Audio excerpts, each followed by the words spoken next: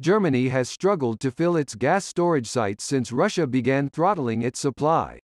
Among the possible solutions are an increased use of coal for power production, and industry incentives to reduce consumption. German Economy Minister Robert Habeck recently described his current energy policy as a sort of an arm wrestling match with Russian President Vladimir Putin.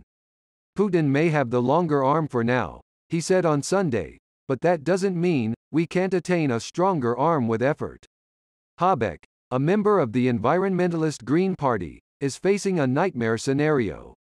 With Russia slowing its gas supply in retaliation to Western sanctions imposed over Moscow's invasion of Ukraine, German energy security has been plunged into disarray. Berlin is eager to fill its gas storage sites to 80% capacity by October 1 and 90% by November to meet gas demand for the cold winter months. Currently, gas stores are only about 57% full. The effort Habeck was alluding to now means saving gas wherever possible, including that which is used to generate electricity. Electricity from gas accounts for about 16% of Germany's total power production. Renewable energies, notably wind and solar, make up about 42% at the moment, but are impossible to ramp up quickly.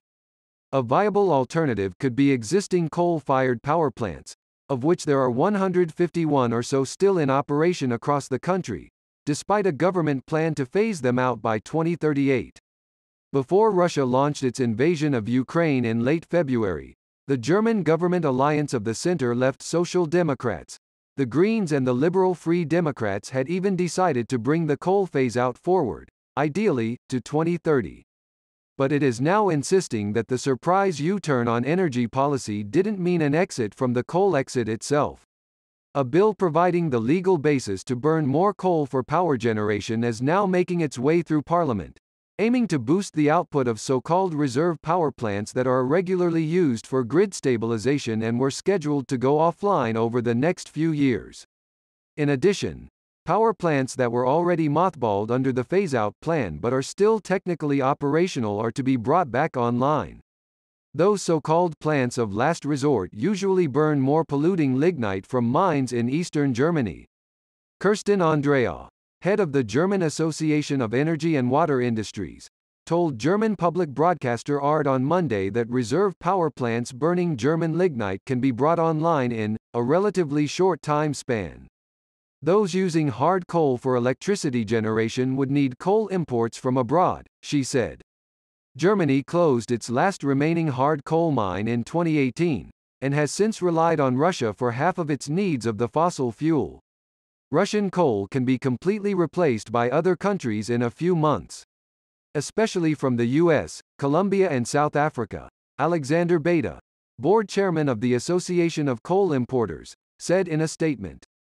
While Parliament is scheduled to vote on the coal bill by July 8, the government has made it clear that the revival of the fossil fuel in Germany will last only until March 2024. By that time, Berlin wants to have Russian gas supplies reduced to about 10%, from 55% before the war and 35% currently. But using coal for power production wouldn't solve all of Germany's problems, however, as many of the gas plants also generate heat for households and industrial processes. Another alternative would be nuclear power, but the use of the more climate-friendly energy has been ruled out by both government authorities and nuclear operators. Germany is preparing to shut down its remaining 3 nuclear plants by the end of the year, and Markus Kreber, CEO of the RWE energy utility, has said there would be no turning back to this form of energy. Habeck said reviving coal was a bitter decision, but added that it was simply necessary in this situation to reduce gas consumption.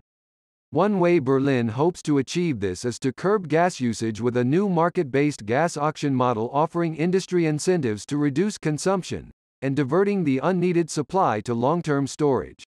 Unlike government-ordained blanket gas rationing, the measure would redirect gas flows from areas where reductions hurt the least to where they hurt most, said Karl Hausgen, president of the Association of German Mechanical and Plant Engineering.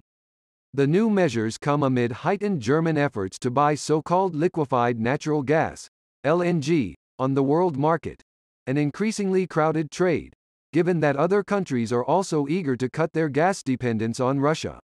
For that, Germany is planning to use floating regasification plants, because it doesn't have any of the facilities needed to import LNG. Moreover, the government has launched a controversial public gas-saving campaign urging Germans to turn down their heating in the coming months and shower with lukewarm water. It seems Germany's economy minister has some ideas about how to strengthen his country's muscles for its arm wrestling bout with Putin. And yet, the Kremlin leader still seems to have the upper hand. Russian gas continues to flow to Germany for now. Less of it, but it hasn't been entirely shut off.